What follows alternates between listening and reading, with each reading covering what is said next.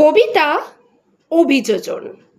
অনেক হলো বোধ জাগরণ, অনেক হলো মিছিল শোক, এবার মেয়ে বাঁচার দায়ে যুদ্ধটা তোর একার হোক। এতেও যে তুই বাঁচবি ভীষণ, এমন মিথ্যে বলাও পাপ।